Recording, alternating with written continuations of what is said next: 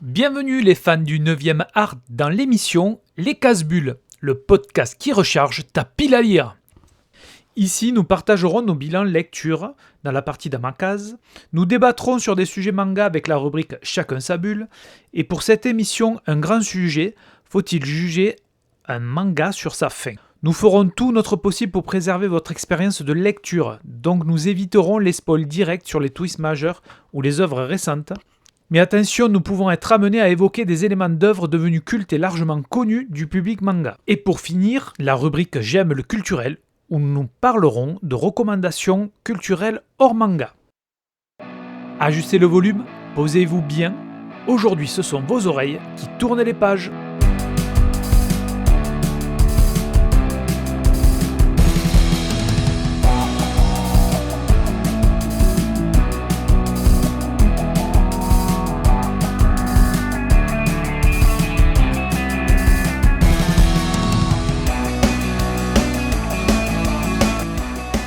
Pour cet épisode, je serai accompagné de la crème, des mangavores à l'apathie insatiable. Mais attention, gros appétit ne veut pas dire absence de goût. Premier des acolytes qui va se présenter, Anma Manga, je te laisse la parole. Et bonjour à tous. Donc je suis Anma, je parle manga, je lis des mangas, je mange des mangas. En ce moment, c'est beaucoup de mon temps. Et je fais des critiques et des chroniques sur Insta. À toi Tokyo Hajime. Salut tout le monde, donc moi c'est Dio, je suis amateur de manga depuis donc les années 2000, début des années 2000, et j'anime un podcast Tokyo Hajime, justement sur le manga et sur la japanimation. Allez, l'ermite légendaire à toi. Du coup, moi c'est l'ermite légendaire, vidéaste manga, donc depuis 2 ans maintenant. Un petit peu comme Anma Manga, hein, je suis fan de manga depuis vraiment très longtemps. Depuis le premier épisode de Dragon Ball que j'ai dû voir aux alentours de mes 6 ans. Donc voilà, j'ai été bercé à ça, parfois trop près du mur, ça me rend un peu marteau, mais voilà, je vis, je mange et tout un tas de choses manga. Et donc votre hôte c'est Bubuzz. Donc moi pareil, j'ai regardé les mangas un peu à leur apparition au Club d'eau avec effectivement le choc Dragon Ball. Donc voilà, dans les auteurs, Akira Toriyama évidemment, Togashi, Mizuki, Miura et bien d'autres, mais voilà. Et sans transition, on enchaîne avec le bilan de nos lectures. C'est parti pour Damakaz. Alors, dans le bilan lecture, on va vous présenter 2 mangas chacun à tour de rôle. On va commencer avec Dio, à toi. Qu'est-ce que tu nous présentes? Oui, moi je vais vous parler de Rokudenashi Blues, qui est un shonen plutôt de type Furio, qui est déjà apparu précédemment chez J'ai lu au début des années 2000. Il y a eu une période sur laquelle le titre n'était plus malheureusement disponible, n'était plus commercialisé pendant plusieurs dizaines d'années. Et Pika a décidé de lancer une nouvelle collection avec la collection Masterpiece et a commencé avec cette collection à rééditer les Rokudenashi Blues qui étaient précédemment connus sous le titre de Reiki Blues. Donc c'est un manga de type Furio qui est malheureusement pas un style suffisamment reconnu en France et je trouve que c'est un peu dommage. Il y a eu un rayonnement assez récent avec Tokyo Revengers, mais par contre le style Furio a du mal à être reconnu. Et donc c'est avec plaisir que j'ai pu justement pouvoir découvrir tout simplement Rokudenashi Blues, que j'avais pas connu lors de sa première édition. J'étais trop jeune et le visuel des couvertures était trop atypique pour moi, était peut-être trop mature. Et j'avais complètement zappé la première édition. Et donc c'est avec justement plaisir que j'ai la possibilité de suivre cette réédition chez Pika. Alors on est sur une réédition en grand format du type format perfect, donc un format qui est plutôt grand. On n'est pas sur du double volume, on est à peu près sur 310 pages, 320 pages par tome. Et c'est une édition qui va faire 25 volumes. On est sur 21 volumes actuellement en France. Le 3 décembre va sortir le 22e volume. Et c'est une collection qui est prévue sur 25 volumes. Donc on arrive plutôt à la fin de la parution. En format originel japonais, c'est des tomes simples et c'est une série qui fait 42 volumes. Pour replacer le contexte, on est donc le Furio de toute façon. Pour faire simple, c'est de l'affrontement entre bandes dans un milieu urbain. C'est plutôt comme ça qu'on peut caractériser le Furio. On est plutôt là sur du lycée, sur fin de lycée, sur un regroupement de lycées qui est à Tokyo. Donc Tokyo, on sait qu'il y a 22 arrondissements. Donc on va être plutôt sur les arrondissements principaux qui vont être revus dans cette série. Et on est vraiment sur de l'humour, un peu de situation, On est sur un personnage principal, Tyson, qui a un caractère assez affirmé, assez fort. Il faut savoir que le manga, lui, est paru au Japon fin des années 80, début des années 90. Et on est vraiment sur cette vibe-là, on est vraiment sur cet esprit-là, en termes de dynamisme, en termes d'écriture des personnages.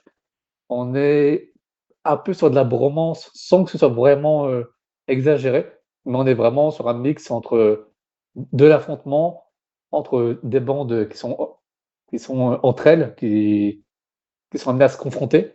On est également sur un peu une romance, comme on est au lycée, bah, forcément, c'est les premiers amours, c'est les premières tendances à flirter et également, on est vraiment sur le dépassement de soi. Le Furio, ça reste quand même du shonen et donc on est toujours sur cette optique de dépassement de soi. On a une confrontation, on est en difficulté, comment on va pallier justement cette difficulté?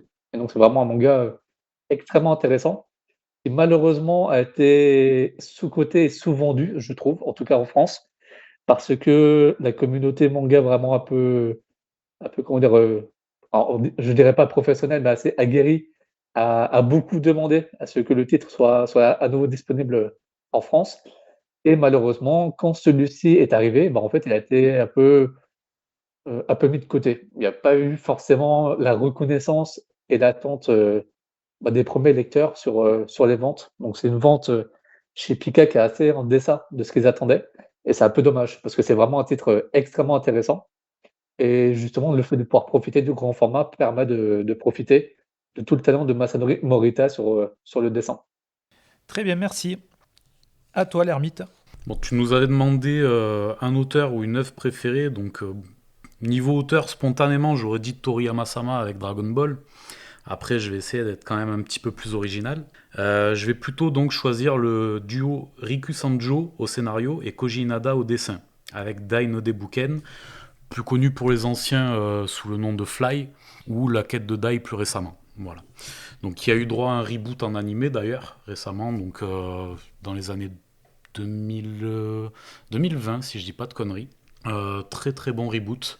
On a enfin pu avoir la suite de la saga, puisque si je dis pas de bêtises, il y a 100 épisodes et le premier animé s'arrêtait à peine à l'arc du Chevalier Dragon, donc on était à 40 épisodes à tout péter. Donc ouais, je me rappelle, j'avais acheté les VHS et tout, et j'étais frustré d'avoir vu ça. J'ai trouvé tous les numéros, la suite de l'histoire chez Gibert, mais à l'époque où encore on se faisait pas trop entuber sur les prix, donc vraiment j'ai trouvé des mangas à 1 euro, des pépites. Aujourd'hui, en édition j'ai lu bien entendu, donc ça c'était plutôt cool. Donc ce manga, je l'aime pourquoi? Notamment pour la profondeur de son histoire, parce qu'on est à la base sur un produit dérivé du manga Dragon Quest. Ça a été vendu comme tel. C'est un spin-off, entre guillemets, du manga. Sauf que ça n'a pas été traité du tout de cette manière. Ça a été traité avec une qualité fantastique. Ça a été traité avec un soin du détail, un respect de l'univers, des chara-design proposés par Toriyama dans le bestiaire notamment. Koji Inada a très bien repris ce trait. Pour moi, Dai no Debuken, c'est un petit peu l'héritier méconnu de Dragon Ball. Dio parlait de Rokudenashi Blues, qui n'a pas eu l'aura qu'il mérite. J'estime qu'on est un petit peu sur le même calibre, dans le sens où là, bon, on est sur de l'heroic fantasy et non pas sur du Furio. Effectivement, on est sur quelque chose qui est un petit peu de niche. Voilà. Mais le traitement, le développement des personnages est incroyable.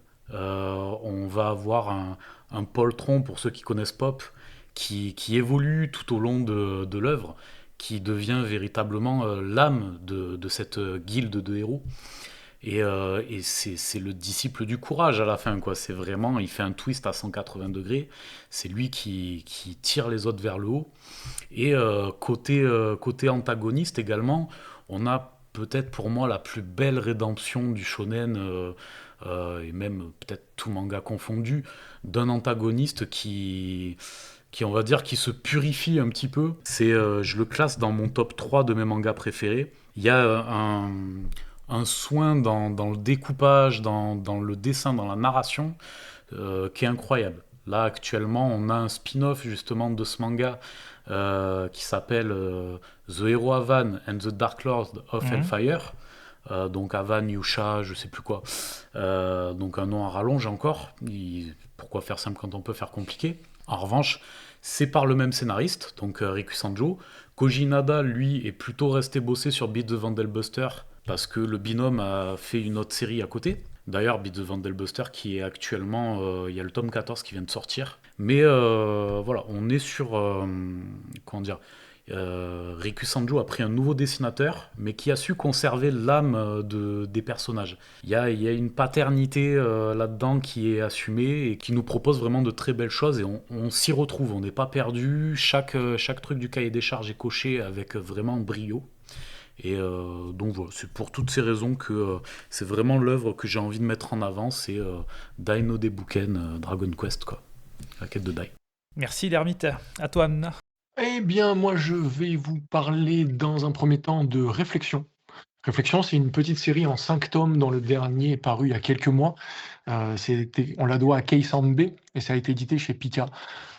On y suit le classique échange des personnalités entre un gamin quasi orphelin et qui s'occupe de sa petite sœur et un tueur à gages sans pitié qui est recherché à cause d'un braquage qui a mal tourné. Et donc les âmes de ces deux se retrouvent échangées. L'un comme l'autre va chercher à atteindre ses objectifs pendant qu'évidemment une enquête est en cours et qu'un assez grand nombre de personnalités va chercher à faire valoir chacune son intérêt et mettre des bâtons dans les roues des deux personnages. Alors c'est assez sympa à suivre, c'est mignon, mais en fait, quand on part sur un high concept comme celui-là, on se retrouve avec quelque chose d'un peu convenu par la suite. Le hasard survient de façon un peu trop pratique à chaque fois et le final est assez décevant. Alors moi je vais vous parler de Yon, qui est un manga dans le genre survival, fantastique, qui est dessiné par Camille Broutin. Donc c'est un manga français. Il est édité chez Dargo dans sa collection Young Adult Combo. Il va être édité en 4 tomes. C'est le deuxième qui vient de sortir là en septembre et c'est au prix de 13,50 €. C'est des formats plutôt grands. L'histoire se passe dans un internat isolé où voilà, un mystérieux événement se passe. Le monde entier connaît cet événement, sait que lorsqu'il se passe, il faut évacuer le lieu. Et donc là, ça se passe dans cet internat de filles et malheureusement, beaucoup d'élèves ne peuvent pas sortir. Et donc on y suit cet enfermement avec ses propres règles. Quand il se passe un événement comme ça, on a un changement de paradigme. La hiérarchie se retrouve changée. Ceux qui étaient des élèves, on va dire, plutôt harcelés, prennent souvent le pas parce qu'elles ont une force de caractère qui est supérieure aux harceleurs. Donc voilà, il y a tout un tas de choses qui est décrite, la psychologie. Et on a une héroïne qui a des décisions et des objectifs qui sont parfois un petit peu égoïstes. Et ça, c'est plutôt intéressant parce que ça déstabilise un petit peu pour ce genre de manga qui, en général, on a plutôt une envie que le héros fasse passer le groupe avant tout. Donc c'est pas forcément le cas. Là, on a deux aspects, donc l'aspect fantastique qui est bien décrit, où c'est un peu la ligne rouge des 2 premiers mangas en tout cas, et l'aspect social, où les événements qui rebattent les cartes et on se rend compte un petit peu des changements de relations qui vont se passer. Certains passages sont très poignants, c'est bien décrit, toujours cohérent avec l'univers du récit. Le trait de l'auteur est très précis et soigné. Moi, j'ai vraiment aimé son style. Il y a beaucoup de critiques par rapport au visage. On dit que c'est des visages sans charisme, un peu neutres. Moi, Non, ça je m'a suis pas pas du d'accord tout non plus. gêné, honnêtement. Donc, je trouve que le contexte suffit à lui-même. C'est quand même très bien écrit. Les cases sont assez bien faites. Les plans aussi sont plutôt chouettes. Donc, il est prévu pour se conclure en 4 tomes. Moi, j'ai vraiment aimé les 2 premiers tomes. Le premier tome, il met en place l'aventure. Donc, c'est un petit peu long à se mettre en route, ce qui est normal. Et puis, le deuxième, on est plus axé sur les personnages et leurs relations. Donc là, voilà, on a quand même 2 tomes qui sont assez différents dans leur approche. Une mention spéciale aux couvertures. Je sais qu'Anma est assez sensible à ça. Moi, je les trouve vraiment superbes. Ils sont vraiment très très chouettes. Et comme c'est un manga français, je trouve qu'il n'a pas à rougir par rapport à beaucoup de mangas japonais. Au niveau du dessin et même de sa narration, je le trouve vraiment très réussi. Il faut le soutenir. Pensez que nos achats sont des votes. Allez, on repasse avec Dio. Alors, en deuxième titre, qui pour moi est assez important de mettre en avant, Les Héros de la Galaxie, pour replacer le contexte éditorial, c'est de base une œuvre de Yoshiki Tanaka, qui est en fait un écrivain japonais, un scénariste extrêmement connu, qui a entre autres fait Les Chroniques d'Artlan, qui est un titre également de l'autrice de Fullmetal Alchemist. C'est un scénariste qui est assez reconnu au Japon, qui a fait plusieurs autres œuvres également. Et Les Héros de la Galaxie, c'est également une série d'OAV qui historiquement fait partie des séries qui a le plus d'OAV, puisque les OAV, c'est des animés qui sont disponibles uniquement sur le format vidéo, donc à l'achat directement. Et Les Héros de la Galaxie fait 110 épisodes. Donc sur 10 épisodes, En termes de format de DVD ou de cassette, j'ai pas forcément le nombre en tête, mais en tout cas, voilà, c'est une série qui fait sur 10 épisodes et donc c'est quasiment, à date, la série qui a le plus d'OAV du coup. Donc c'est vraiment, historiquement assez poignant et le manga a été adapté par Ryu Fujisaki.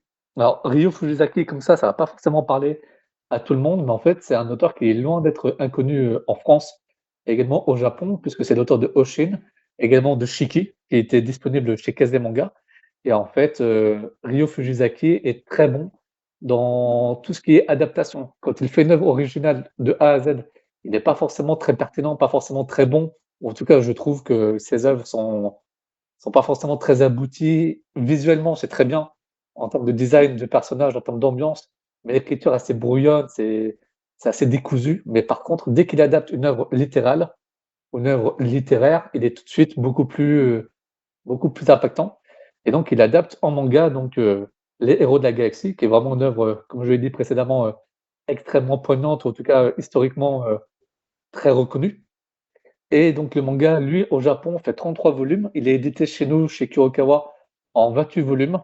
La série a été annoncée dernièrement sur internet comme étant bientôt terminée, donc je pense, que la série fera peut-être 35 ou 36 volumes, en finalité. C'est une œuvre qui est extrêmement intéressante.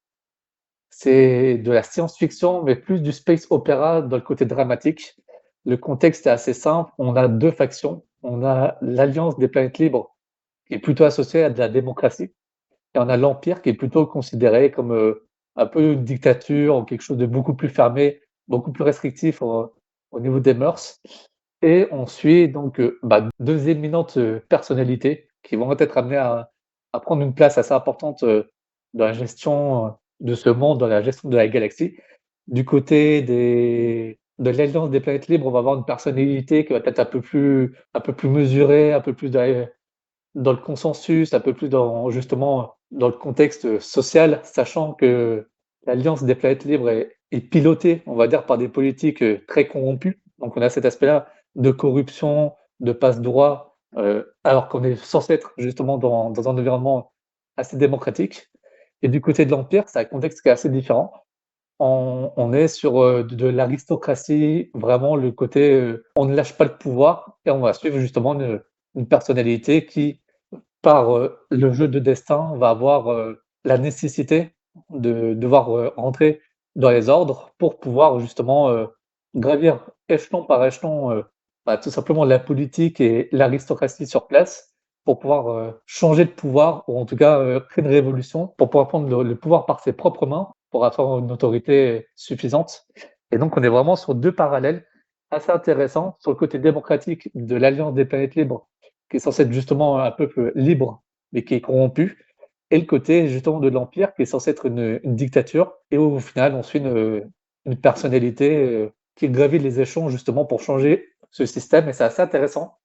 Le manga a une patte graphique assez originale au niveau des dessins, au niveau de l'ambiance graphique, au niveau du design des personnages, c'est assez atypique. Alors ça ne plaira pas forcément à tout le monde, parce qu'on est vraiment sur un dessin très fouillé, avec beaucoup de trames. Il y a pas mal d'usage du numérique également sur le manga, donc ça, c'est quelque chose qu'il faut prendre en considération. Si on veut du dessin traditionnel, c'est pas forcément ce manga-là qu'on dira en 1er lieu. Par contre, il est très intéressant, il est très rythmé, il y a une vraie progression au niveau de l'intrigue. On suit différentes, trames qui, au fur et à mesure, s'intensifient. C'est vraiment un manga très intéressant. Allez, l'ermite, à toi. On va commencer avec Red Blue. Red Blue qui est donc un manga, on va dire, de baston hein, pour caricaturer, et qui se focalise sur le sport du MMA, donc les arts martiaux mixtes. On va y suivre un lycéen qui se fait un petit peu bully hein, par ses camarades, comme souvent. Donc c'est la trame scénaristique assez classique. On va voir donc ce jeune homme qui se fait un petit peu maltraité par un de ses camarades, qui l'amène sur le toit du bahut. L'autre fait justement du MMA et le fracasse régulièrement pour le fun. Voilà. Sauf qu'un jour, ils se font gauler par un de leurs collègues de lycée, qui lui aussi fait du MMA et qui est une star montante du sport en question. Et donc, ce fameux type, c'est un petit peu le beau gosse du bahut, tout lui réussit, il est balèze, etc. Ben, il va lui sauver la mise, littéralement en éclatant celui qui martyrisait le jeune. Il dit ouais, vas-y, si t'as besoin d'aide, je suis là, etc. Et donc le héros, il lui dit en fait, je t'ai rien demandé. Et l'autre s'attendait pas du tout à cette réaction. On est dans des schémas plutôt inversés, qui dépoussièrent le genre, qui sont assez différents. C'est ce qui m'a plu. C'est qu'en fait, le héros ne kiffe pas du tout son sauveur. En fait, bien au contraire, il peut pas se le blairer. C'est quelqu'un qu'il a toujours vu de loin comme le belâtre, tout lui réussit. Il le gonfle, en fait. Très clairement, il le gonfle. Il décide de se mettre au MMA et il va retourner voir son tortionnaire en lui disant ouais, vas-y, tu peux me remontrer ce que tu me montrais la dernière fois. Et en fait, ça a été fait devant toute la classe, donc l'autre a une super mauvaise réputation depuis. Et en fait, il sauve un petit peu la mise à son tortionnaire, étrangement. Ils finissent par devenir potes. L'autre, il voit que le jeune, il lui arrête tous ses coups, il anticipe tout. Parce que, en fait, au fur et à mesure, à force de se faire tabasser, il notait tout sur un carnet. Et donc c'est ça qui est assez drôle, c'est que il a une faculté d'apprentissage qui est assez dingue. Il va partir avec une idée en tête, c'est-à-dire je vais me mettre au MMA pour essayer de coller une droite à l'autre, parce que l'autre, son sauveur, lui a appris le direct en lui disant mais il y a rien que t'aimes dans la vie et tout, mais c'est nul de se laisser faire comme ça et tout, tiens, je vais au moins t'apprendre à mettre un direct, comme ça tu sauras te défendre. Tu dis mais je t'ai rien demandé, fous-moi la paix. Et au final l'autre il dit ouais, t'es sûr, t'aimes rien et tout. Et l'autre, il essaye de lui coller une droite. Donc, il se prend un crochet par réflexe et tout. Il dit, mais qu'est-ce qui t'a pris? Il dit, j'ai voulu t'emplâtrer, quoi, en fait. Tu me gonflais. Et il dit, tu vois que t'as un objectif dans la vie. Et en fait, ça part de là. L'autre se met au MMA et il part avec l'objectif de réussir à coller une droite à ce génie du MMA. Donc, il va apprendre au fur et à mesure plein de trucs. Et c'est là où c'est drôle, c'est que ce héros, il est vicelard. Il est vraiment vicelard. Totalement, c'est un anti-héros, on peut dire. Lui, ce qu'il veut, c'est réussir. Il y a différents types de combats. Il y a le combat au sol, le combat debout. Je vais passer les détails, mais en fait, lui, ce qu'il aime, c'est le combat au sol et notamment les soumissions. C'est faire abandonner l'adversaire. C'est l'humiliation suprême. Et lui, ce qu'il veut, c'est réussir à faire abandonner le belâtre en lui faisant une prise, genre un étranglement en triangle ou je sais pas quoi, pour le voir perdre connaissance, le voir abandonner les yeux dans les yeux. Donc c'est vraiment extrêmement poussé, c'est très vicelard. Et il a que des trucs comme ça. À un moment donné, il fait un espèce de tournoi, il se blesse au pied gauche, son entraîneur va pour lui bander le pied, il fait « Non, tu veux pas bander le pied droit plutôt ?» Parce qu'il sait que son adversaire en face va être très calculateur, va observer ça, il veut le feinter. Et son entraîneur, il dit « Non mais toi... c'est pas possible en fait. » Donc voilà, c'est vraiment un manga qui m'a surpris, j'ai pris beaucoup de plaisir à le lire. Et le deuxième, c'est Dragon et Caméléon. Donc là, je vais essayer d'être un peu plus synthétique, mais pour ceux qui ont lu ou vu en animé Bakuman, du duo Oba et Obata, donc les papas de Death Note, entre autres, mais ils ont également fait Hikaru no Go, bon là, il n'y avait pas Oba au scénario, ils ont fait Platinum End, ils ont fait également donc Bakuman. Ça traite donc de l'envers du décor dans le milieu du manga. Comment construire un manga, un storyboard, une planche, l'ancrage, les éditeurs, toutes les coulisses en somme. Pour ceux qui ont aimé ce manga, Dragon et Caméléon, je pense que ça va vraiment vous plaire. Parce que c'est un manga donc, qui est édité, si je dis pas de bêtises, chez Manabook. L'auteur c'est Ryo Ishiyama. Et donc on va suivre un génie du manga. Réellement, on est dans un type très shonen là. On n'est plus dans un truc très réaliste. En fait, de temps en temps, on reste quand même un petit peu dans du réaliste, hein, mais il y a vraiment une vibe shonen qui se dégage plus que dans Bakuman, je trouve. En fait, on a le grand maître absolu, on va dire, ce que pouvait être peut-être un Toriyama, quoi, une icône du manga. Son manga cartonne, c'est la référence absolue. Et donc, comme certains, parfois, quand il est en période de rush, il prend un extra pour bosser et l'aider à terminer ses planches. L'extra en question, c'est le fameux Caméléon, puisque, vous l'avez compris, la référence absolue du manga, c'est le fameux dragon. C'est son surnom dans le milieu. Et le Caméléon, en fait, c'est quelqu'un qui est capable de reproduire à l'identique, vraiment dans les moindres détails, le style d'un mangaka en question. Et ce mec est connu dans le milieu pour ça. Donc là, il vient faire son extra, etc. Et en fait, les deux tombent dans les escaliers un peu plus tard. Et quand ils se réveillent, ils ont switché de corps. Très clairement. Donc c'est assez particulier. Le Caméléon, lui, il a toujours rêvé de gloire. Donc il se dit, non, je te rendrai pas ton corps, en fait. Donc lui va profiter de la gloire et le dragon va essayer de repartir de zéro.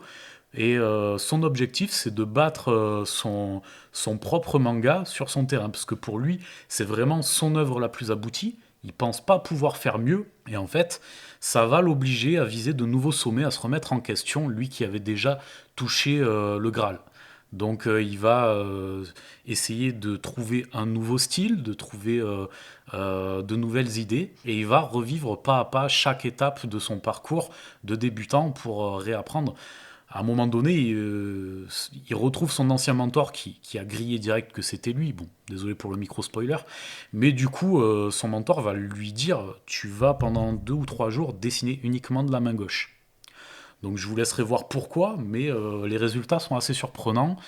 Ben, ce manga l'est tout autant, parce que le caméléon ne se contente pas de plagier, il va même améliorer l'œuvre du dragon. Ça va énormément le challenger, et les deux vont se surpasser et se livrent une lutte sans merci. C'est un manga très intéressant qui est en 3 volumes pour l'instant, et j'attends la suite avec impatience. Parfait. Merci à toi, Anna. Je vais vous parler pour le deuxième manga de quelque chose d'un peu différent, mais pas moins connu malheureusement. C'est simplement que je l'ai découvert tardivement. C'est un classique. On le doit à Inyo Asano, publié entre 2012 et 2014 en France chez Kana. Donc il s'agit de Bonu Poon Poon. Alors Bonu Poon Poon, c'est 13 tomes qui racontent la vie de Poon Poon et de sa famille. Et ça commence dès qu'il est enfant. Et alors en fait, au-delà d'un dessin particulièrement marquant, il y a une espèce d'approche double au niveau de l'immersion qui est mise en place, donc par un hyper-réalisme d'un côté, et puis par le fait que Poon Poon et sa famille sont représentés comme soit des petits fantômes, des petits poussins, des canards, peu importe, vous faites votre choix, on ne sait pas vraiment.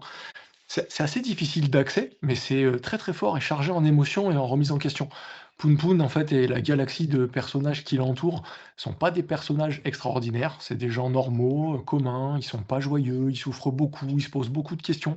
Et donc, en fait, avec ce voyage, partagent leurs émotions, on partage leur remise en question, on partage aussi la vision assez sombre de la vie que partage Inyo Asano. Et c'est assez bouleversant, même si un peu difficile d'accès, notamment pour des questions de rythme. Le début de la série, les 2 premiers tomes sont assez lents et pas très très simples pour s'y mettre. Alors, moi, je vais vous parler donc de Tokyo ces jours-ci. Ça va faire un petit peu un parallèle avec ce que disait l'ermite. Donc, c'est un manga de Taiyo Matsumoto, qui est plus à présenter aujourd'hui, hein. C'est l'auteur culte de Hammer Béton, Ping Pong. Donc, le manga a été dicté chez Kana. Il est traduit par Thibaut Desbief, un traducteur, si vous suivez un petit peu Multivers, le podcast, que j'ai interviewé. Donc, je fais un petit peu de pub en passant. Il est paru entre novembre 2024 et mars 2025 au prix de 13,25 € par volume. C'est un prix qui paraît un peu élevé, mais ce sont des grands formats. Donc c'est toujours plus intéressant ce genre de format, je trouve, moi, à la prise en main et on va dire à la taille des cases qu'on peut lire. Moi j'aime bien ce genre de format. On est dans la tranche de vie qui explore le monde de l'édition du manga. Alors vous allez me dire, comme on a parlé avec l'ermite, il y a Bakuman, apparemment Dragon et Caméléon qui traitent de ce genre-là. Mais dans la thématique qu'on a là, on a quand même des belles pépites. On va parler, par exemple, on peut penser à Look Back de Tatsuki Fujimoto, donc Chainsaw Man. Hein. Anma, je sais qu'il aime beaucoup cet auteur. Zoan Hiver aussi de Jiro Taniguchi, donc qui parle effectivement, qui traite de cet univers-là. Mais la particularité là, c'est qu'on est vraiment... On suit un éditeur, donc un éditeur qui a subi malheureusement un échec dans sa maison d'édition. Il est très connu, c'est un éditeur qui est très aimé de ses mangaka. Et il décide de démissionner, comme c'est un peu le cas chez les Japonais quand ils subissent un échec. Ils n'y vont pas par 4 chemins, ils prennent leurs responsabilités et ils s'en vont. Et ils décident de recréer donc, le magazine de manga de ses rêves, mais en indépendant. Donc on le suit dans ses doutes, la ténacité qu'il va mettre pour mener à bien son objectif. Donc il va rencontrer ses anciens auteurs qu'il a souvent perdus de vue, des auteurs évidemment qu'il aimait, pour lui seraient les meilleurs auteurs pour son magazine. Et on voit un petit peu, dans chaque auteur, ça s'arrête, parler de leurs événements, de leurs relations, de leur vie. Donc ce sont des auteurs qui ont déjà une certaine ancienneté dans le manga. Donc, il y en a qui sont un petit peu en bout de course, il y en a d'autres qui démarrent. Voilà, il y en a qui sont en demande d'être au contact de cet éditeur qui qui a l'air d'avoir une très grande expérience et une très bonne vision du manga. Tout ça, ça amène une fresque humaine qui est quand même très très touchante au niveau des relations.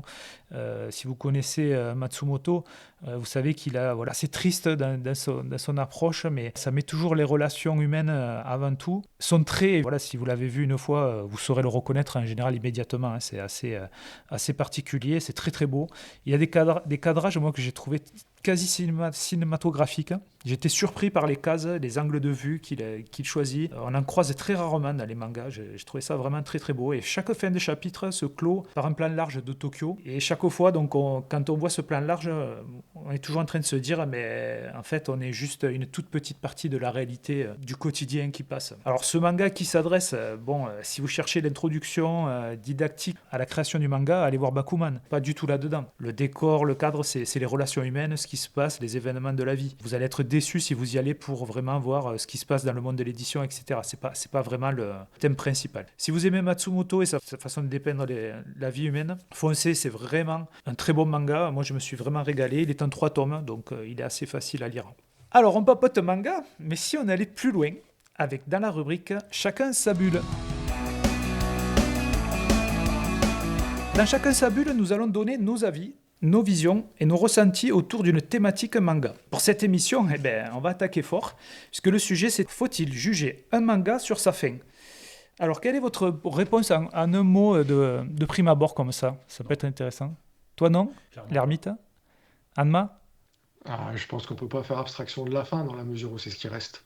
Quand tu as fini une œuvre, si la fin elle est nulle mais que tout le reste était bien, tu gardes en bouche un arrière-goût qui est déplaisant et en fait ça teinte le reste de la lecture de cet arrière-goût. Et donc du coup, moi je pense que la fin c'est très important et on peut pas tellement faire sans pour une œuvre entière. Ok, et toi, Dio?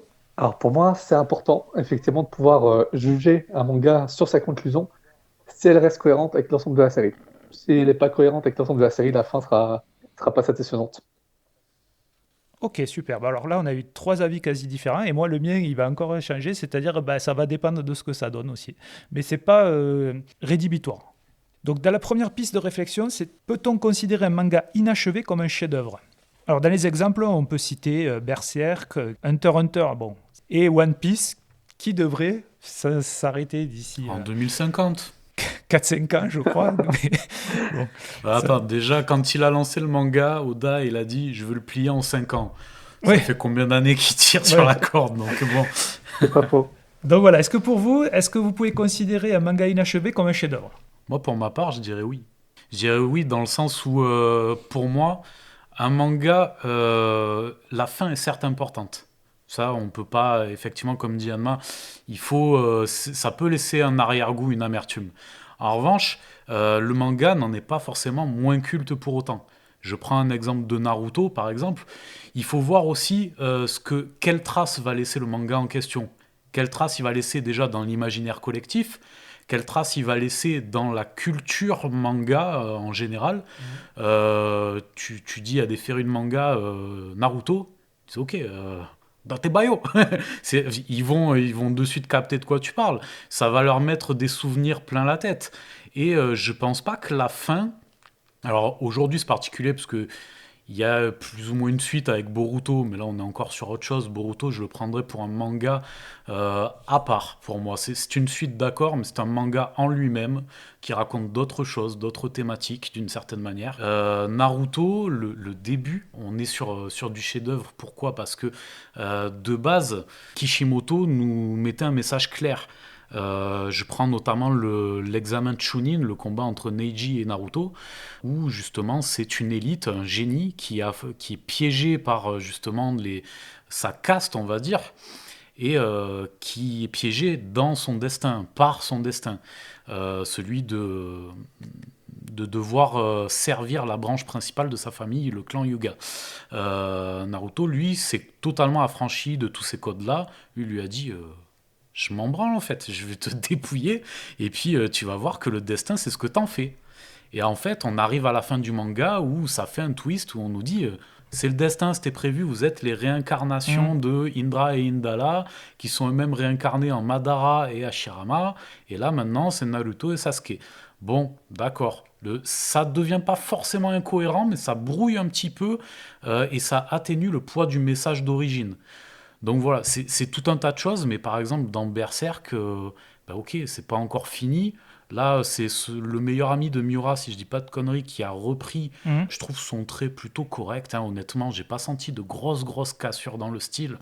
La narration et tout, bon, il a dû lui laisser ses cahiers. Je crois qu'il connaît la fin que Miura avait prévue. J'estime que si quelqu'un est légitime à prendre sa succession, c'est lui. Donc je suis plutôt content. Pour moi, un chef-d'œuvre, c'est ce que ça va laisser comme trace et comme patrimoine, on va dire, dans le monde du manga. Pour avancer dans l'idée là que lance l'ermite, moi j'ai un peu peur que si la fin déplaît de Berserk, est-ce qu'on va considérer que c'est donc ce nouvel auteur qui aura raté la fin et est-ce qu'on va lui donner une part de responsabilité ou est-ce qu'on considérera que c'était Miura peut-être qui aurait raté? Alors si elle est réussite, on sera tous contents évidemment puisqu'on a envie que Berserk finisse bien, enfin finisse en tout cas sur une Finisse fin tout court. satisfaisante, finisse tout court et soit satisfaisante aussi, ce qui est déjà pas mal là, dans tout ce qu'on a vécu. Qu'est-ce que vous en pensez de ça aussi? Mais je voudrais revenir juste sur ce que disait l'ermite il y a 2 minutes, par rapport à Naruto. Moi, je considère pas trop le succès populaire, on va dire, ou la trace qu'un manga va laisser, comme quelque chose d'important dans mon appréciation d'une œuvre ou pas.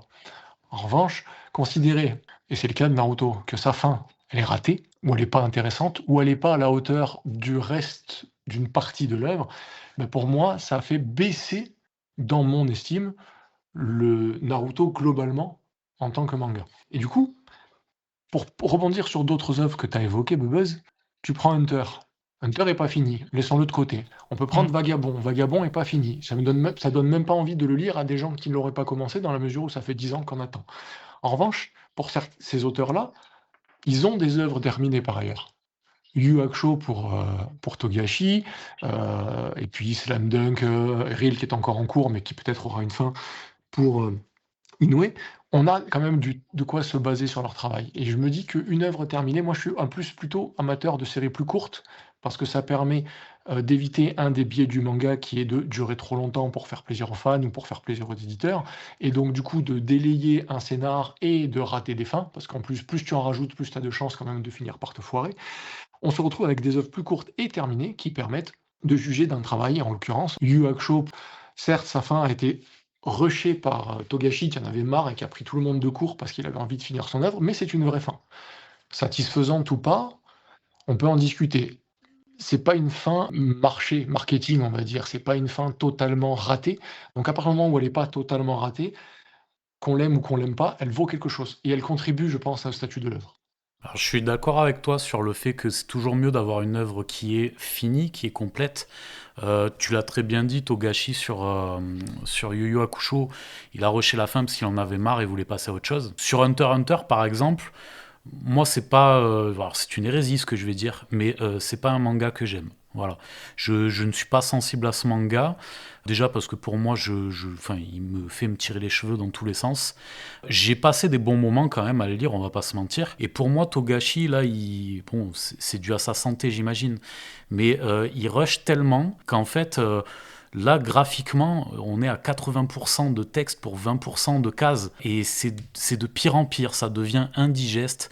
À la limite, il ferait mieux de faire comme ils ont fait pour Bleach certains tomes où il fait en version roman, quoi. Parce qu'en fait, il pourrait pousser ses idées plus, quitte à le faire adapter en spin-off comme a pu faire Oda sur le roman de Ace avec Boichi. Ça peut être très intéressant de voir d'autres auteurs se frotter à ce style, proposer leur style sur des spin-offs intéressants. Moi, j'estime que là, pour l'instant, Togashi, il a proposé à ses éditeurs au moins 3 fins différentes en disant « Bon, les gars, moi, ma santé, ça va pas. Il y a des chances que je claque. Donc, si je claque, vous pouvez choisir entre telle fin et telle fin. Sinon, moi, je choisirais plutôt telle fin. » Donc voilà, et dans sa tête, il a déjà mis un peu les wagons pour qu'il y ait une fin tôt ou tard, par lui ou par quelqu'un d'autre. Je reviens sur ce que tu disais, Buzz, sur la fin de Berserk, le jour où elle arrivera, si elle arrive. Pour moi, si la fin est décevante, bon, déjà on aura une fin, après il ne faudra pas lui taper dessus, parce que de base il se sera appuyé sur les écrits de Miura.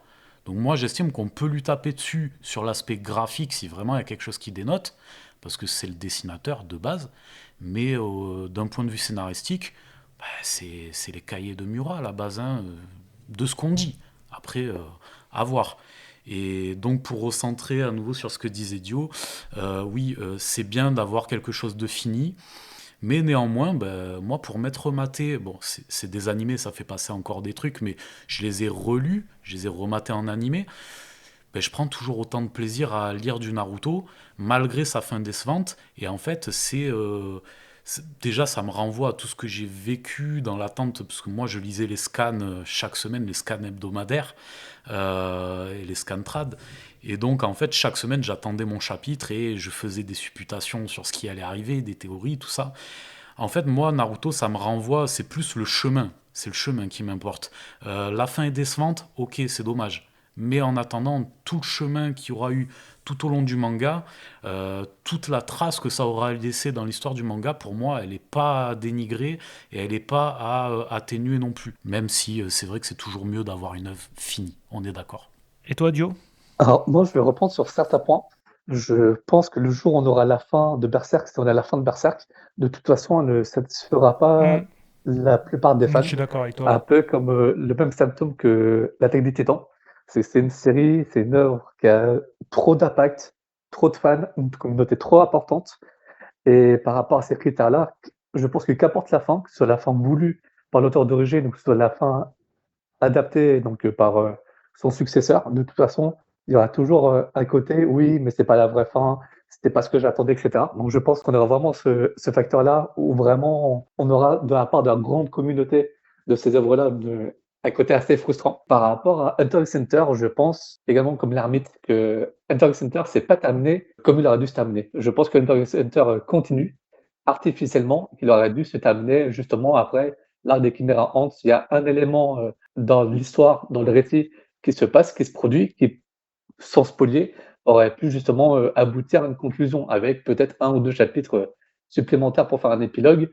Et je pense que la fin aurait été plutôt ouverte, mais au moins aurait eu une, autoconclusion, plutôt satisfaisante. Et oui, effectivement, le fait que Togashi sache déjà qu'il a une santé fragile et qu'il se lance dans un nouvel arc, en plus avec une certaine ambition, scénaristique, c'est pas forcément, très judicieux. Surtout que, bon, bah, on connaît sa santé, si pour une raison quelconque, il est amené à disparaître, bah, l'arc en question qui est trop ambitieux n'aura pas une conclusion de toute façon satisfaisante et ça gâchera peut-être effectivement le ressenti sur l'ensemble de la série. Donc je reste plutôt sur, cet avis-là. Également, une autre série qui pour moi a une conclusion assez brutale et je pense que tout le monde, ici sera plutôt d'accord, c'est la fin de Hikaru no Go, qui est une bah, qui est on en parlait, l'ermite en parlait précédemment. C'est une œuvre qui est extrêmement prenante, extrêmement intéressante, de Takeshi Obata et donc l'auteur de Death Note, entre autres.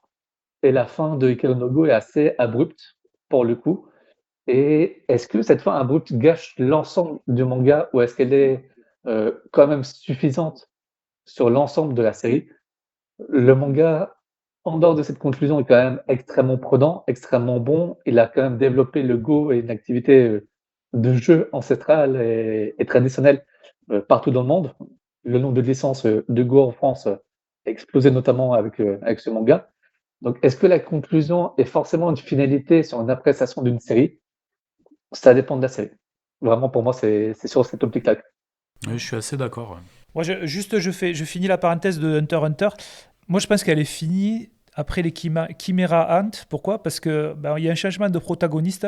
C'est dommage qu'il n'ait pas profité de cette pirouette-là, puisqu'on n'a plus Gon qui est mis en avant. Et il aurait pu peut-être en faire un spin-off de ça. C'est-à-dire que lui, il est scénariste et dessinateur. Pour sa santé, c'est clairement le dessin qui lui pose problème.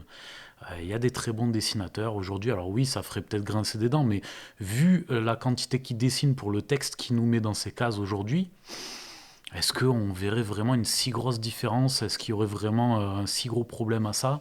Si la communication est bonne autour et qu'il passe bien le flambeau, je pense que les gens sont assez intelligents pour comprendre qu'il n'a plus la santé pour ça. Donc en fait, il y a tout un tas de solutions aujourd'hui qui peuvent s'offrir à ça. Anma Manga, tu nous disais tout à l'heure que pour toi, la fin pouvait vraiment gâcher le manga. Tu peux développer? Une fin qui viendrait remettre en cause les fondements, les qualités du manga, pourrait venir gâcher quasiment l'intégralité d'une œuvre. Alors, c'est pas forcément un avis que je partage sur l'œuvre que je vais évoquer, mais en tout cas, c'est quelque chose que j'ai entendu à plusieurs reprises. Si on prend Tokyo Revengers, beaucoup considèrent que sa fin est tellement naze que tout le manga vaut pas grand-chose. Alors c'est sûr que c'est lié au fait qu'il y a des retours dans le temps, des boucles temporelles et que forcément, ça peut impacter beaucoup de choses. Mais, moi je peux l'entendre et en l'occurrence, une mauvaise fin ou une série qui aura duré trop longtemps et qui aura abouti à quelque chose de très, très, très insatisfaisant, pour moi, ça va me faire considérer que l'œuvre, elle vaut pas tellement, quoi. Est-ce que vous remarquez que plus le manga est long, alors sauf dans des arcs vraiment très marqués, comme moi je trouve qu'Hunter x Hunter, les arcs sont tellement différents que finalement c'est quasiment des mangas un peu différents, entre guillemets, hein, même s'il y a toujours le fil rouge. Mais est-ce que vous trouvez que les mangas longs, généralement, traditionnellement, ont une fin plutôt décevante? Bah, le gros problème dans ça, c'est l'industrie du manga en elle-même aussi, parce que tu vas avoir des auteurs qui vont avoir des séries fleuves. Je pense notamment à Eiichiro Oda avec One Piece. Lui, bon, depuis le début, il sait où il va.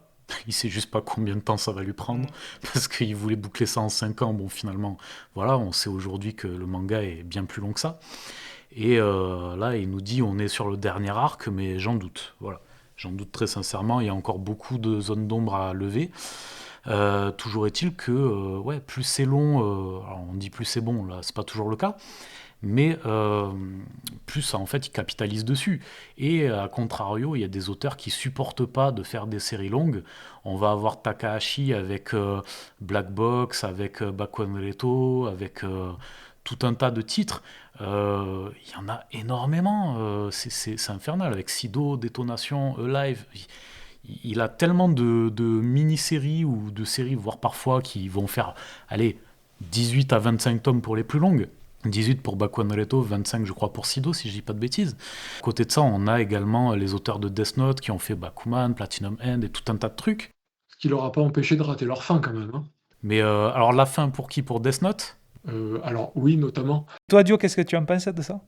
Moi, je pense que ça va dépendre de 2 critères. Déjà, le talent de l'auteur. Je pense que si un auteur est talentueux, qu'apporte la longueur de ses séries, au final, je pense que ce sera globalement assez satisfaisant. Je pense notamment à Rumiko Takahashi qui ne fait quasiment que des séries de 40 volumes et plus, donc Ranma 2, Inuyasha, entre autres. Et pourtant, elle est encore son longévité, encore, dans son métier et dans son activité. Je pense que ça va déjà dépendre de la qualité de l'auteur, de ses capacités justement à rebondir, à diversifier sa série, qu'apporte, les pressions éditoriales, et également du genre du manga. Je pense qu'effectivement, sur du shonen, ça va être compliqué d'être satisfaisant sur l'ensemble de la série, parce qu'on va être sur, un format hebdomadaire ou en tout cas, un format qui va nécessiter de produire de manière assez abondante et oui, on est amené à pouvoir perdre en qualité sur le long de la série. Par contre, sur du CNN, je trouve que c'est moins fréquent en termes de baisse d'intérêt. Par exemple, un Space Brothers qui va s'arrêter au tome 46, au 47, on est déjà sur un CNN assez important en termes de volume et par contre, la qualité ne baisse pas du tout, voire au contraire s'améliore, tome après tome. Donc je pense que ça dépend vraiment à la fois des qualités de l'auteur et puis également, du genre qui est publié. Et en manga, qu'est-ce que tu penses, toi, des pressions éditoriales qui ont tendance à étirer on s'en rend pas trop compte parce qu'on met tout sur le dos de l'auteur, mais effectivement, derrière, il y a toute une économie, il y a tout un tas de choses qui rentrent en jeu. Qu'est-ce que tu en penses de ça? Ouais, ça rejoint ce que je disais sur le fait que je préfère les séries courtes. Mm. En fait, dans une série courte, l'auteur, il a une vision. Souvent, il peut la porter jusqu'à son terme. Et ce qui peut se passer, c'est que si la série a beaucoup de succès, l'éditeur va lui demander de poursuivre. Mm. Donc, soit il va délayer les dernières révélations pour les reporter, soit il va trouver d'autres choses à dire. Et en fait, le monde du manga est pétri de ce genre de séries prolongées, un petit peu finalement, comme quand on fait des suites et des suites à certains Oui, films qui c'est vrai. n'en ont pas besoin. On se retrouve avec une série qui va perdre le sel et qui, d'une œuvre de l'esprit, va devenir un produit culturel. Mais les fins réussies, ça existe quand même. Est-ce que vous avez des exemples de mangas qui ont une bonne fin, qui a donné quelque chose de satisfaisant en tout cas? Alors je pense que la fin de la série Beck est très intéressante parce qu'on est sur une conclusion qui est vraiment l'explosion du talent du groupe en termes d'expérience, en termes de fans, en termes de comment dire? en termes d'impact, je trouve que la fin de Beck est vraiment assez satisfaisante parce qu'on est sur une progression. Donc pour faire simple, la série Beck, on suit un jeune Spoil pas, qui hein. découvre non, je ne spoil pas, mais on découvre, on suit un jeune qui découvre la guitare, qui découvre le rock, qui découvre, cette culture, jusqu'à une conclusion qui est l'aboutissement complet de cette découverte et de ce partage et de ce ressenti. Donc la fin de Beck pour moi est assez importante et vraiment, très réussie et en termes d'autres fins, je pense que la fin de Slam Dunk est également une fin très satisfaisante. Je pense que même si on a des frustrations sur certaines, relations entre les personnages, la fin de Slam Dunk est cohérente globalement sur l'ensemble de l'esprit de la série donc en fin marquante, je pense que Beck et Slam Dunk, font partie pour moi des meilleures fins tout simplement. J'allais dire oui, je pense qu'il y a effectivement plein de fins qui sont satisfaisantes, ou du moins qui sont réussies. Parce que parfois, une fin, elle est réussie quand elle te satisfait pas en tant que lecteur. Si tu es capable de prendre un peu de recul parce que tu vas être frustré, parce que ça va avoir sur toi un effet auquel tu t'attendais pas, parce que l'auteur il a trouvé une pirouette qui te paraît dérangeante, mais ça ne veut pas dire que c'est pas réussi. Mais des fins réussies, non seulement ça existe, il y en a beaucoup, mais en plus de ça, une fin réussie va contribuer à conférer à l'œuvre un statut supplémentaire. Je parlais de Bonu Poon Poon un peu plus tôt. La fin de Bonu Poon Poon, elle est extrêmement bien réussie. Le travail de Shuzo Oshimi sur les liens du sang, ou par exemple dans l'intimité de Marie, sont des fins qui sont très, très intéressantes. On peut avoir d'autres. Il y a une série un peu plus vieille que j'aime bien évoquer, c'est Aïe Génération Basket. Il a une super fin. Euh, et donc, en fait, quel que soit le genre, quelle que soit même la longueur de la série, récemment, j'ai lu Akumetsu. La fin d'Akumetsu, c'est une fin qui est très intéressante, un peu surprenante, un peu originale, un peu décalée, mais qui est vraiment intéressante. Et vraiment, quand tu sors d'une œuvre et que la fin, elle t'a transporté à des cimes auxquelles tu t'attendais pas, tu restes longtemps emporté et t'as pas envie de redescendre tout de suite. T'es pas en capacité de lire autre chose parce que ça t'a trop affecté. Et je pense que là, on tient parfois même des grandes fins. Toi, l'ermite? Je suis assez d'accord. Alors moi, il y a énormément de fins qui m'ont frustré, surtout dans ma jeunesse. Même celle d'un de mes mangas favoris, qui est Daino Debuken. Donc bon, on va rester sur Fly, ça reste moins indigeste. Mais voilà, 37 volumes. Et la fin reste une fin plus ou moins ouverte, on va dire. Une fin un petit peu douce amère, sans vouloir vraiment spoiler, mais vous attendez pas à voir le protagoniste principal, on va dire, à la fin du volume, quoi, d'une certaine manière. Après, voilà, je spoil pas, mais oui, c'est pas une mort en soi, mais il se passe quelque chose qui fait que voilà, on comprend qu'il a envie, mais il est pas là. J'en dirai pas plus sur le sujet. Ça fait des années qu'on aimerait une suite. Bon, on a eu droit à un spin-off, on va pas bouder notre plaisir, un préquel. Mais un petit séquel, ce serait pas déplaisant un jour. Voilà. Après, est-ce qu'on risquerait pas d'être déçu? Toujours est-il que oui, des fins douces amères, il y en a plein, des fins frustrantes, il y en a plein. Je pense, je reviens sur Slam Dunk, ouais, moi ça, pour moi, très clairement, c'était fin de l'arc 1. Je voulais une suite. Pour moi, très clairement, on était sur. Alors, Slam Dunk, moi, il est catégorisé shonen si je dis pas de conneries, alors que pour moi, je serais vraiment plus sur du seinen. Dans l'ambiance, dans le côté terre à terre, dans le côté réaliste. Je suis plus dans un seinen quand je le lis, c'est plus l'atmosphère qui s'en dégage. Le héros, on n'est pas sur du Kuroko's Basket le mec il fait des trucs pétés à la Olivier Tom, des trucs avec des effets de style machin. Là non, on est vraiment sur quelque chose. Il retente chaque geste, c'est la répétition, la répétition, la répétition. Et même encore des mois après, il arrive à faire des fautes de marché, des fautes de débutant. Parce que c'est un putain de débutant. Ça fait 3 mois qu'il joue au Ça fait basket. très shonen, ça, quand même. Ouais, et dans le shonen, tu remarqueras qu'il se gourre quand même vachement moins souvent. Moi, Ah c'est oui, oui, c'est ça. là où je te dis plus seinen, dans le sens où le mec, dans le shonen, au bout d'un moment, le héros, il progresse tellement vite qu'au bout d'un moment, il gomme ses erreurs. Il les refait plus forcément, ses erreurs de Mm. débutant. Il progresse, il est toujours dans l'amélioration. Alors que là, Sakuragi, non, au bout d'un moment, à chaque fois, je me dis, putain, mais oh, t'en as pas marre de faire toujours les mêmes conneries? Moi, il me rendait dingue. Alors, c'est un très très bon manga. Le dessin d'Ino est excellent. C'est l'un des meilleurs dessinateurs pour moi, mais c'est vrai que je suis resté sur ma faim très très fort avec ce manga. Et pour moi, le truc logique aurait été, allez, il se remet en scène, il y a les anciens du club partent, ça devient peut-être le nouveau capitaine, ou c'est peut-être le Kawa. Ensuite, ils vont ensemble en sélection, ou même, je sais pas, qu'ils fassent un OAV, où on les revoit appelés en sélection, ou un truc comme ça.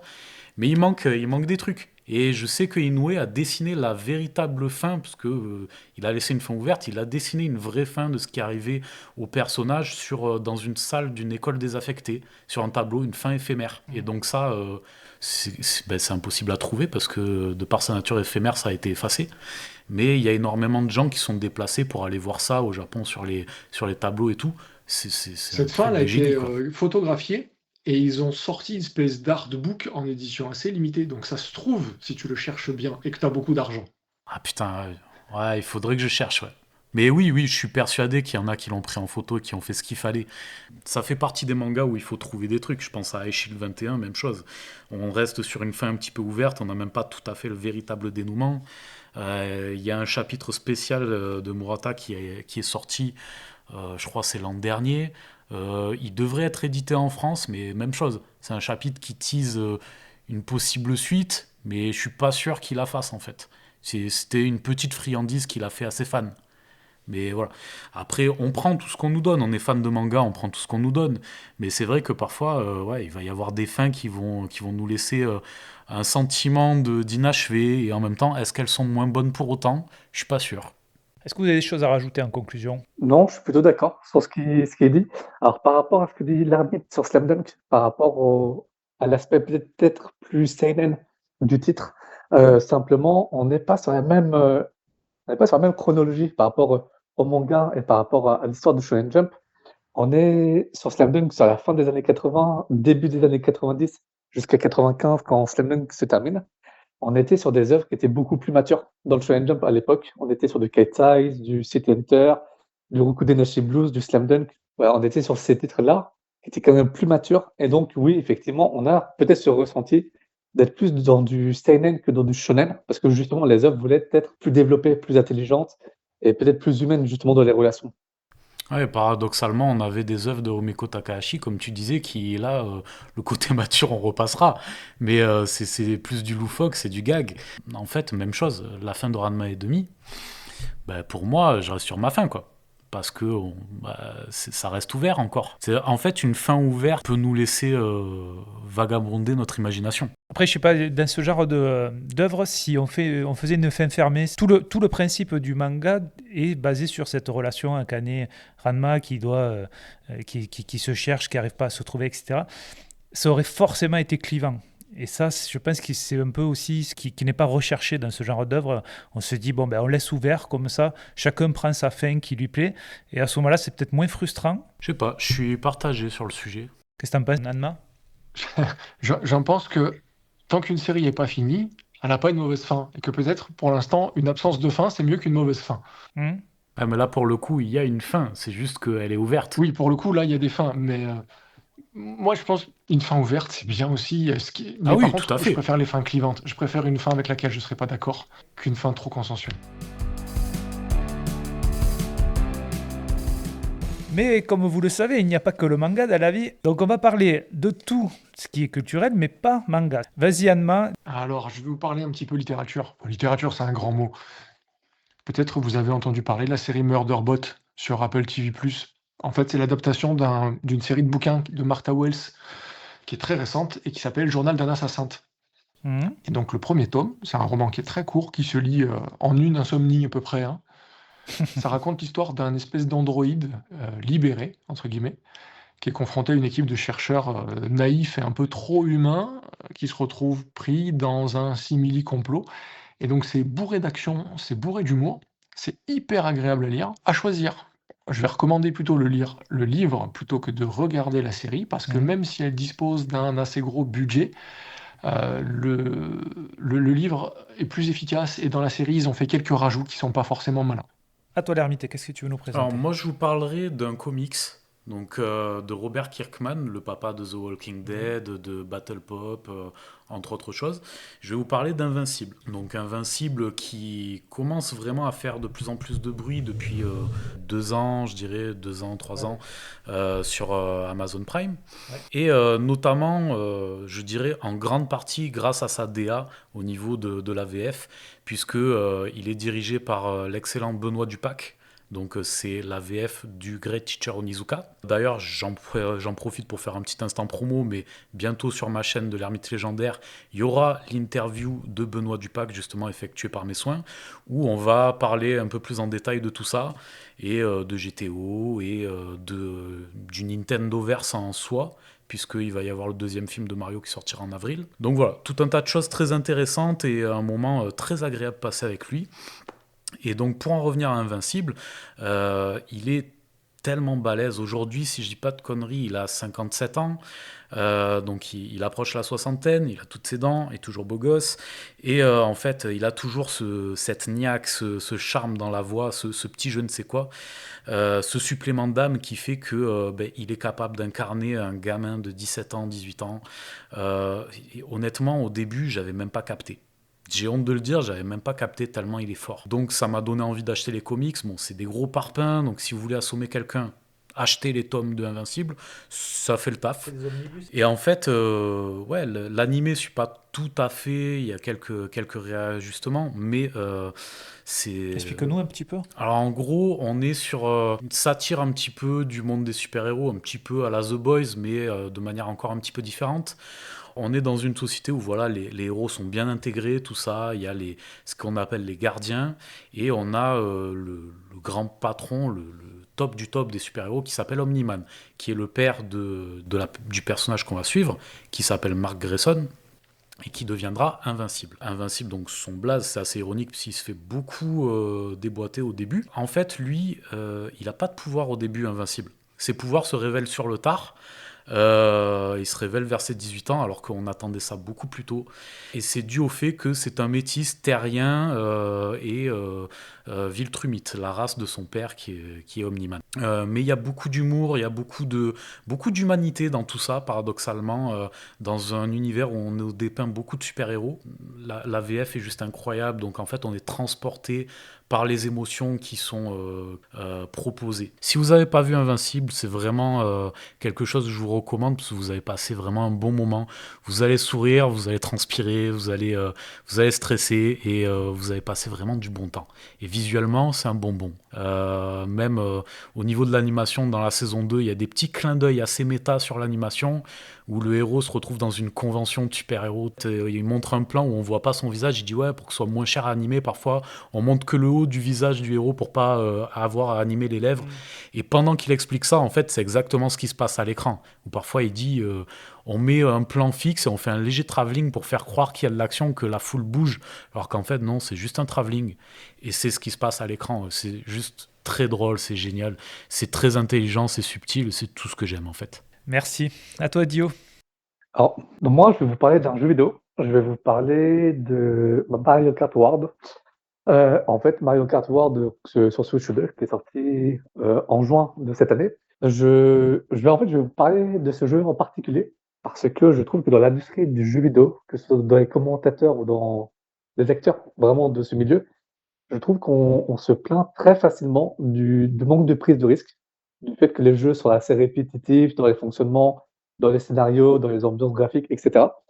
Et j'ai beaucoup vu de critiques sur Mario Kart World en disant que c'était pas forcément un bon jeu, que le jeu était trop lent, enfin, des critiques assez acerbes sur le jeu. Et en fait, là où je trouve que c'est assez paradoxal, c'est que justement, c'est un jeu qui prend des risques, renie un peu son ADN de base de simple jeu de course pour faire un jeu plus en monde ouvert, plus immersif et plus grand et plus diversifié.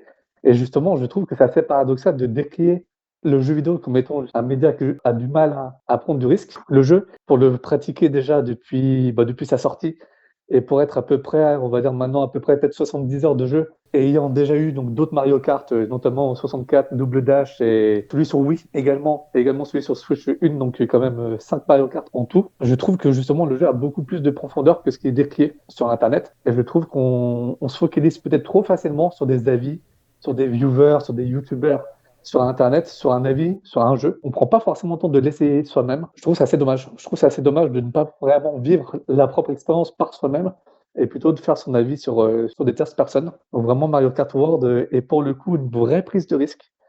Il y a des modes qui sont implantés, des modes survie, des modes qui sont un peu plus ouverts, qui ont une vraie différence par rapport au premier titre, par rapport au premier jeu. Et je pense que les personnes qui sont un peu, comment dire, un peu suiveuses, ou en tout cas qui ont tendance à plutôt suivre un effet de masse, devraient juste prendre un peu plus de hauteur et devraient justement essayer ce type de jeu-là, qui ne sont pas juste une étiquette, qui ne sont pas juste un nom, mais peut-être ont un peu plus de profondeur.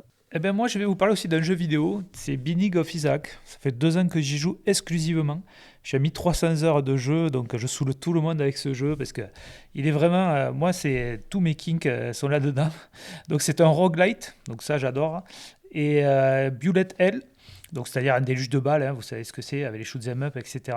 On y incarne un enfant donc, qui tire des larmes, c'est ses armes à lui, et parce qu'il doit fuir sa mère, en fait, qui est devenue folle. Voilà, dans l'histoire, vous irez voir, c'est plutôt intéressant. C'est créé par Edmund Macmillan, pardon.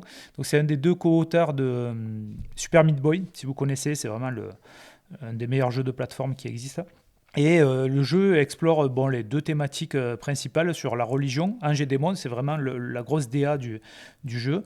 Et sur l'enfance, voilà, tout ce qui est lié au traumatisme, la peur, etc. Le principe du jeu, ce sont des explorations de donjons type premier Zelda. C'est vraiment, on a l'impression d'avoir un calque entre Zelda NES et ce jeu-là. Bon, évidemment, remis un petit peu à la sauce 2020, mais on est vraiment dans cette idée-là. Et donc, salle après salle, vous trouvez des objets, et vos objets ben, voilà, augmentent vos capacités et pour vous rendre quelquefois quasi invincible quand vous tombez sur un bon build. C'est vraiment très, très ultra jouissif quand on arrive à faire une bonne partie, ce qui n'est pas fréquent. Il est très très difficile à jouer. Et est-ce que ça peut être lassant? Ben, il y a quand même 22 000 salles différentes qui ont été créées. Donc, c'est quand même assez énorme. Il y a 637 secrets, 716 objets, 21 fins différentes et 34 personnages différents. Donc quand vous devez tout faire à 100%, ce qui est le but du jeu, ben déjà vous avez passé bien 200-300 heures dessus, je pense, parce que c'est vraiment très compliqué. Et la surprise du chef, c'est qu'il faut le faire 3 fois, puisqu'en fait, vous avez 3 sauvegardes et il faut arriver à faire ce 100% 3 fois. Donc, comme tous les gameplays, moi, qui m'intéressent, c'est des gameplays qui sont assez simples à comprendre. On tire, on évite, mais c'est très difficile à maîtriser parce qu'effectivement, chaque ennemi a sa façon de tirer, puis on acquiert voilà, différentes capacités au fur et à mesure des parties. On a une sensation de puissance qui est vraiment, vraiment importante au fur et à mesure du jeu. Plus on maîtrise le jeu et puis on le trouve vraiment chouette. On découvre, moi je suis encore voilà, 1300 heures, je découvre des choses sur Internet. Il y a une grosse communauté voilà, qui fait monter. Il y a beaucoup d'utilisation d'objets qu'on découvre encore aujourd'hui. Et c'est aussi mis à jour très régulièrement. Il essaye d'équilibrer, Edmund, régulièrement son jeu, ce qui apporte voilà, de l'intérêt régulièrement dans le jeu.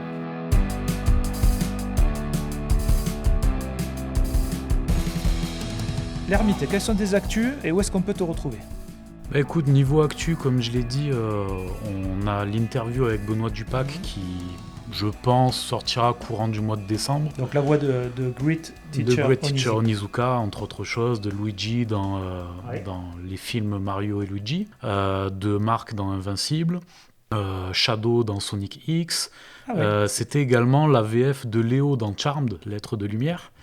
Donc voilà, c'est vraiment un grand nom du milieu. C'est le directeur artistique de la VF de The Boys, de The Walking Dead, de Invincible. Donc voilà, il bosse pas mal pour Amazon, finalement, pour Prime, sur les séries Prime en tout cas. C'est pour les actus, ça va être surtout ça de marquant dans les prochaines semaines. Après, bon voilà, c'est les vidéos assez classiques sur la chaîne, review manga, etc. Tes réseaux?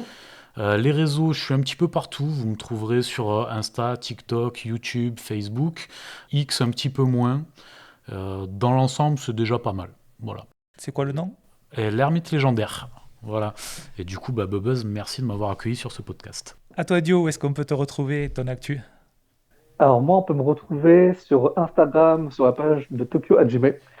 Sur Tokyo Hajime, qui est plutôt donc une page Instagram d'avis de manga, vraiment plus sur cet aspect-là. En story, peut-être plus d'actualité également sur la Japanime. Et sinon, surtout sur le podcast, de Tokyo-Jime, le podcast, qui est un podcast plutôt sur un rythme mensuel, qui a pour vocation plutôt de pouvoir élargir les sujets sur le manga, sur des sujets peut-être moins fréquents, en tout cas moins abordés. Donc c'est plutôt mon optique éditoriale. Et en termes d'actualité, donc là, je finalise une émission sur les mangaka, comment rebondir après le succès. Donc après le succès commercial, C'est intéressant. quelles sont leurs trajectoires. Donc c'est un sujet qui va sortir assez prochainement.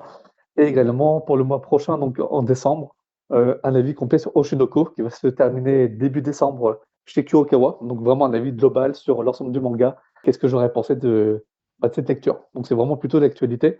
Je suis pas forcément trop présent, mais à part sur Instagram, sur les réseaux. C'est une volonté tout simplement de pas vouloir prendre trop de temps sur tout ça. Voilà, donc vous pouvez surtout suivre Tokyo-Jime sur le podcast et n'hésitez pas. Il y a déjà 16 émissions et le podcast a été lancé depuis le 10 janvier. Donc n'hésitez pas. Et toi, Anma Manga, sur quoi on peut te retrouver? Quelles sont tes actus? Alors, Anma Manga existe sur tous les réseaux sociaux aussi, mais principalement sur Instagram. Donc, Anma Manga, ça s'écrit A-N-M-A-M-A-N-G-A. Et on peut me trouver sur TikTok, Twitter, Blue Sky.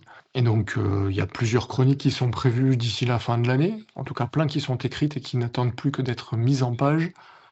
Néanmoins, il y a un petit concours que j'ai lancé ce matin Alors attends, ce matin, 23 novembre, et auquel les gens peuvent participer jusqu'à mi-décembre, avec des lots à gagner. Et en plus, j'ai mis en place des paliers comme si c'était un Kickstarter.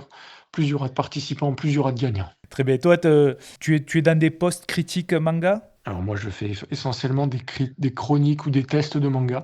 L'objectif étant de me positionner comme un aide à l'achat pour les gens, pour les lecteurs qui ont un portefeuille limité et qui, face à cette offre pléthorique et pas toujours de qualité, ont parfois besoin de quelques éclairages. Et moi, j'essaye d'être leur aide. Je suis de leur côté. Donc voilà, et vous pouvez aussi retrouver Anma Manga, il participe à certaines interviews, voilà, parce que bon, on est très proche géographiquement, donc c'est vrai que c'est plutôt sympa aussi de temps en temps. Donc on en a fait une de TPU, Les Héritiers d'Aguillon, qui s'est fini en 3 tomes là, chez Kana. C'est dommage que ça soit fini aussitôt. C'est déjà fini. Ouais, c'est déjà fini. Ils ont pas pu continuer, apparemment. Ça n'a pas dû avoir un succès qu'ils recherchaient. Et je ne me rappelle plus l'autre interview, aide-moi. Ah ben, on a fait Christophe Geldron, le patron de chez Oui, Naban. tout à fait. De Naban Édition, ouais, tout à fait. Qui a une super aussi interview, c'est vraiment régalé. Donc moi, vous me retrouvez sur Multivers le podcast. Si vous nous écoutez, c'est que sans doute vous connaissez mon réseau, Instagram, Facebook, voilà, toutes les plateformes de podcast. J'ai un épisode qui n'a pas trop marché, c'est dommage, sur Thibaut DSBF, qui est un traducteur de manga. Il a fait Les Chevaliers du Zodiac, Hunter x Hunter, Monster, Asano. C'est vraiment un très très grand traducteur. Il a traduit plus de 150 bouquins. Tokyo ces jours-ci, c'est lui qui l'a traduit aussi. Donc voilà, c'est dommage de ne pas entendre. Il explique un petit peu son parcours, comment il a créé un petit peu, alors je mets des guillemets, créé le traducteur, parce que ça n'existait pas à l'époque, dans les années fin 80. C'est plutôt intéressant, c'est dommage. Elle est trop bien cette interview, moi aussi je la recommande. C'est dommage de pas l'avoir vu. N'hésitez pas à me rejoindre sur YouTube aussi, donc, où je fais des petites vidéos comme ça, où je développe le côté rétro gaming aussi. Donc avec mon pote Fixo, on a sorti les rétro-pixelages. Bah écoutez, on va conclure cet épisode comme ça. Je vous remercie en tout cas parce qu'on a passé un bon moment. Merci à toi. Merci beaucoup. Et merci à vous. Merci les gars. beaucoup. Un grand merci pour votre écoute. Si vous avez apprécié, alors likez, abonnez-vous et partagez ce podcast. On espère pouvoir vous proposer cette émission régulièrement. On se retrouve bientôt pour tourner de nouvelles pages ensemble. Et n'oubliez pas qu'une histoire qu'on aime ne doit jamais sombrer dans l'oubli. Alors partageons-la.